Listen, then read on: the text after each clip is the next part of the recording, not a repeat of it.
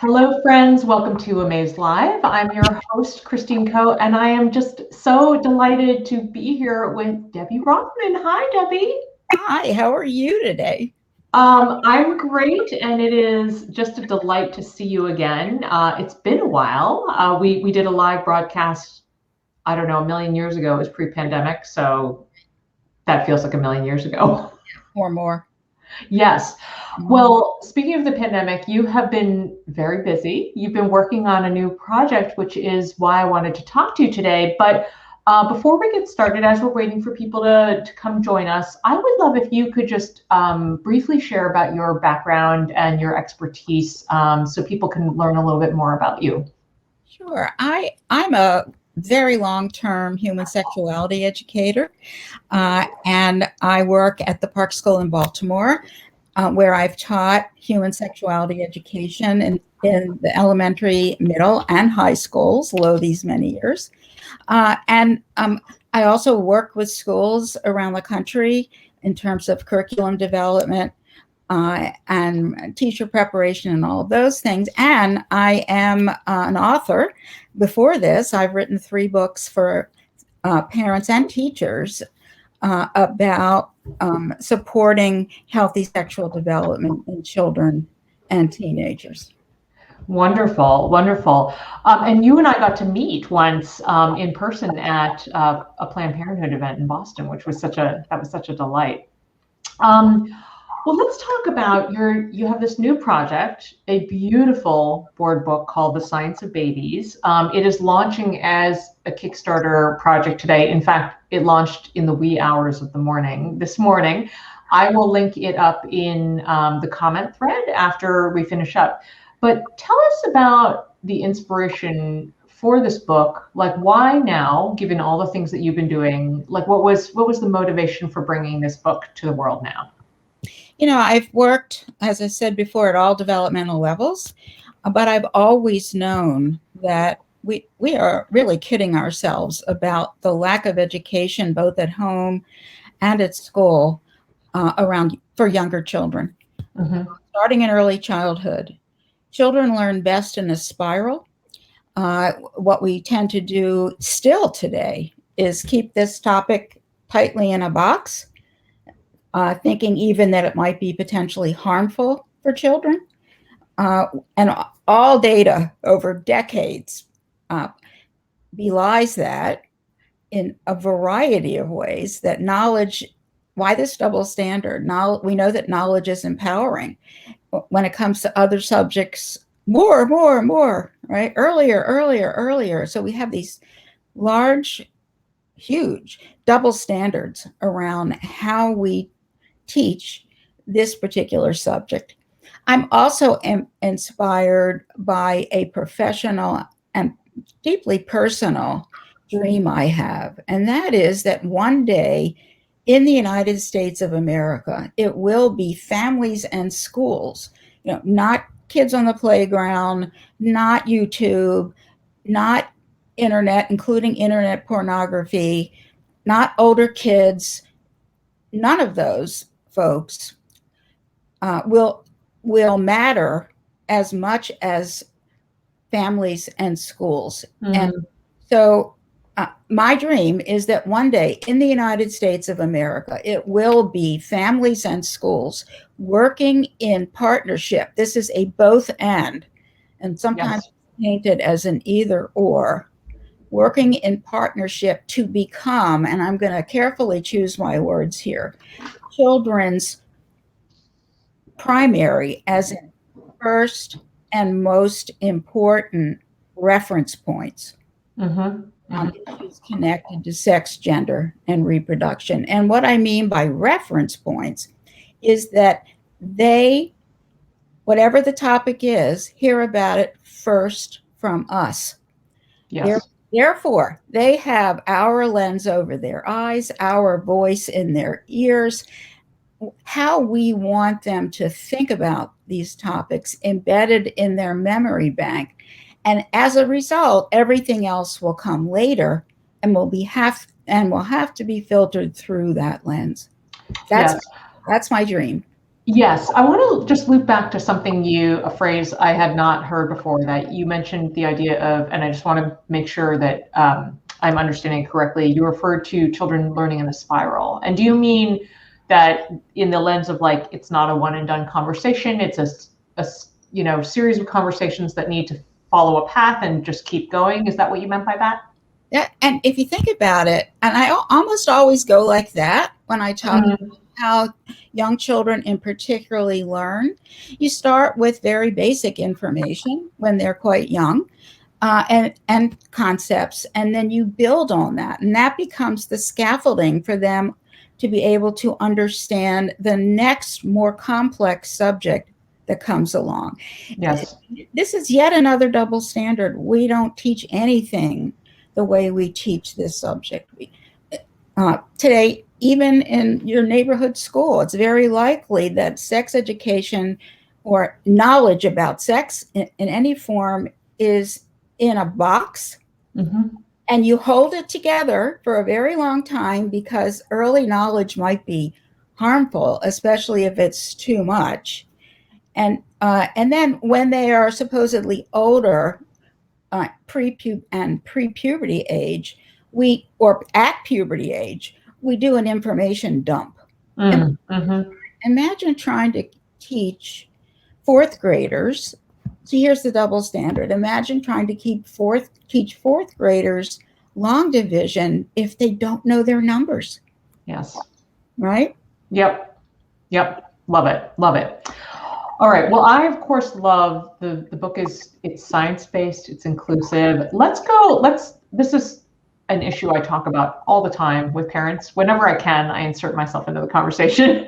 But I would love to hear your thoughts, official educator thoughts, about why it is so important to use real body part names from the very, very beginning with kids.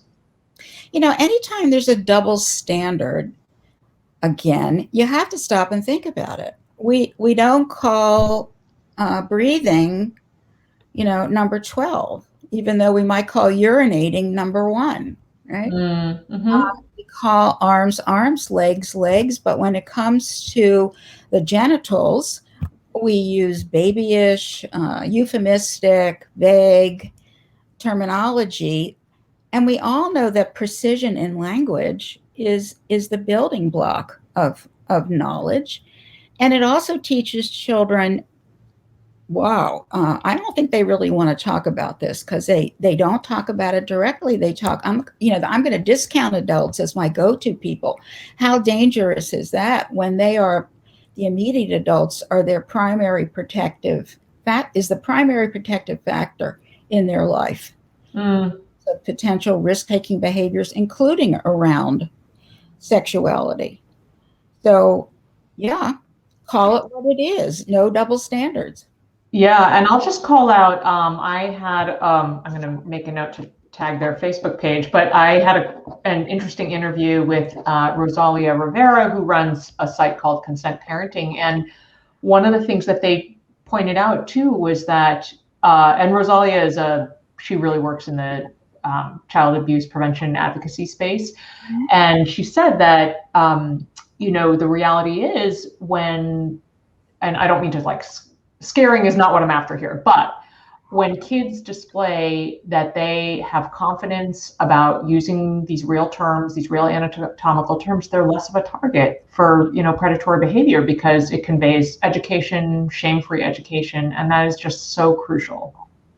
Right. So that's about the spiral thing again. See, we focus on the particular content, which is important, but what's most important is that by teaching in a spiral, we're helping children not only learn information, but learn how to think about that information. Right? And that's what serves them in the real world. Yeah. And that's what I certainly didn't get growing up. If sex is in a box, then what we don't get to do as parents, it's not that we keep that tightly protected. So in the name of protection, we really create potential danger. It's not just that we keep that tightly inside, it means that as adults, we are not teaching our children ongoing life lessons and connecting them to what's in the box. Yeah, yeah, absolutely. So your book is, it says right on the cover, the beautiful, by the way, I love the color story of the whole thing. It's beautiful. So props to your illustrator. The book is geared towards kids starting at age 3.5. Mm-hmm. And this always comes up, but some parents may bristle at the idea of introducing sex ed to kids that early. So what is your response to people who say, this is too early. I just want to I just want my child to be innocent. What do you say to that? Well, remind me to come back to that word innocent if we have time. But what I most want to say about this is that we project onto children that this is about sex because we think it's about sex. For young children, they're not interested in sex. They don't know about it. They don't want to know about it. The key to understanding readiness is to understand the normal stages of cognitive development in young children. And so, for example, and I only know this because parents have been telling me for decades, I say, what's the youngest age a child begins to ask questions that will lead you to a discussion of, let's say, their origins? What's the question likely to be? And usually at what age? And what they've told me over and over again, these parents who claim not to know, right, is that it's 4 and sometimes a little before 4. And the first question is likely to be, where do babies come from? From? Oh my God, I have to talk to them. No, it's not about sex. It truly is about science. 4-year-olds suddenly understand that they're separate from the world around them. When they close their eyes, they think everything goes away, right? At 4, they know they're separate from everything else in the world and that I have a beginning and an end and clear. And so does everybody else. So that they also begin to understand time before, now, later. And they are noticing those two concepts everywhere in the world, including about themselves. So that eventually they put that together and they say, oh, I know why I'm not in that picture in the dining room. I mean, they keep telling me it was before I was born. Well, I don't know what that means. But what I got suddenly is I'm here now. I'm right here. But I wasn't always here. The question really is, where was I before I was here? And the answer is, you or babies grow in a special place inside called a uterus, inside of their bodies, inside of the parent's body, in a special place called a uterus. And I guarantee you the child will say, oh, thanks, what's for lunch? Because for them, it is the same question as, oh, I hope this helps people's shoulders drop. It's the same question as, I see the cars on the driveway. Where was it before it was on the driveway? And the answer is, it was in the garage. They're done. They are off exploring concepts in the world in other ways. At 5, because they are fascinated, not just by static place, but by movement through time and space, it suddenly occurs to them to ask, gee, how did I get out of there?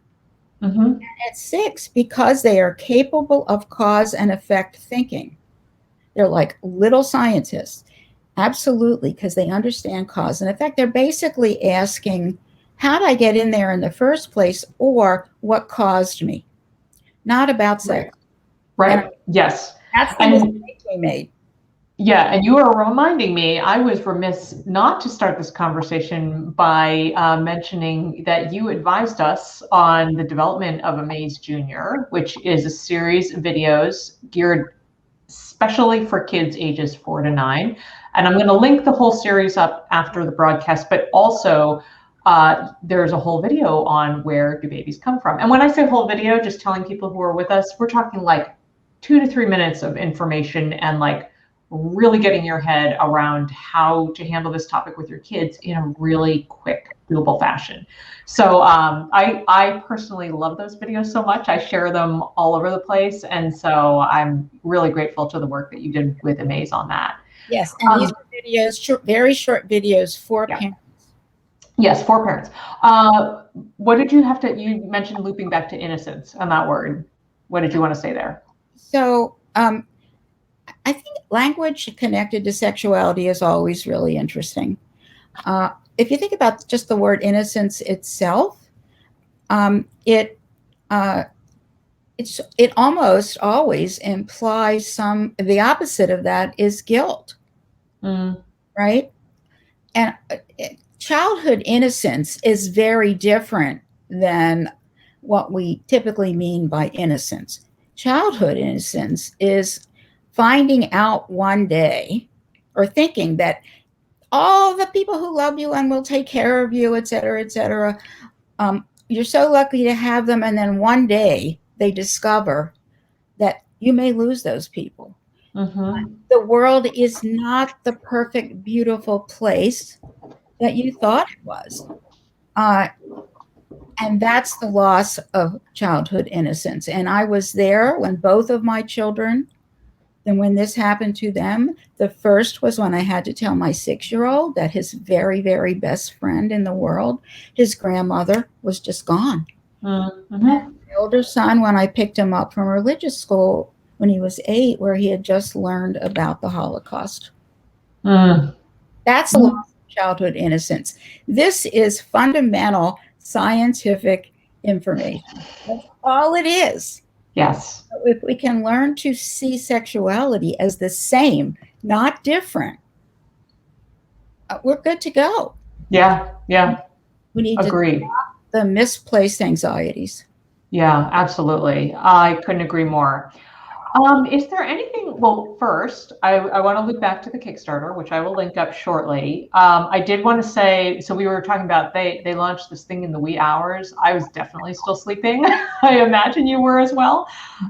But I don't know if you've been told about this already, but they're doing a very cool early bird offer for 2 days. So by 11:59 p.m. Pacific time, tomorrow, August 19th, you can purchase the board book for $9.99 plus shipping instead of the $12.99 retail price. Today and tomorrow. Today, yes. So that's what I meant. It's live today, live tomorrow. So y'all get on that. But so I had to make sure I remembered to say that. But meanwhile, before we close out, is there anything else that you would love for our audience to know about this project, or about, anything just general related to sex ed, particularly perhaps as we head back to school? Lots of people are already in school now, and many are going to be going back in a couple weeks. Well, I often tell parents that I often say there's a secret about handling this topic really well. And I'm going to tell you what it is. Listen carefully. There's no secret. Right? So that if we learn to understand the world through a child's perspective, and that's the first thing we should always do whenever they ask these spontaneous questions that they ask all the time. Stop, pause, and look behind the child's eyes and interpret the question from their point of view, not ours. That's it. Treat it the same as every other subject. And I can tell kids, I'll say one last thing. I can tell kids who grow up in families where this spiral is in place, when I teach them, let's say in the 3rd or 4th grade, and other kids might be giggling or looking around and, being nervous, and as I said, laughing, and which is nervous laughter. And there are certain kids who are sitting there looking around like, what's the big whoop? Why are they laughing? What's funny about this? This is just about people's bodies. Yeah. And that's when I know. And that's what I dream about with the publication of this book. Yes. I hope it really changes culture, not just providing practical tips. That's what we have to do, or we're kidding ourselves. If we're not getting to children by the age of 8, I need to say that from that point on, most of what we'll be teaching them is remedial. We'll be trying to help them unlearn stuff. Subject will we allow that to happen about. Yes, yes, absolutely. Well, Debbie, thank you so much. This was such a delight to talk to you. And I always know book launches are a little chaotic and a little kooky, so I appreciate you taking the time on such a big day for you. I so appreciate Amaze. It is truly an amazing, the whole Amaze platform, not just for young children, is an extraordinary gift to all of us. So thank you to Amaze for supporting this project from the bottom of my heart. Oh, we are so glad to be a part of it. Okay, folks who are tuning in, if you're coming to this later, if you have questions for Debbie, please drop them in the comments below. I will be linking everything we discussed shortly. And please go buy this book and support the Kickstarter. Thanks, everyone.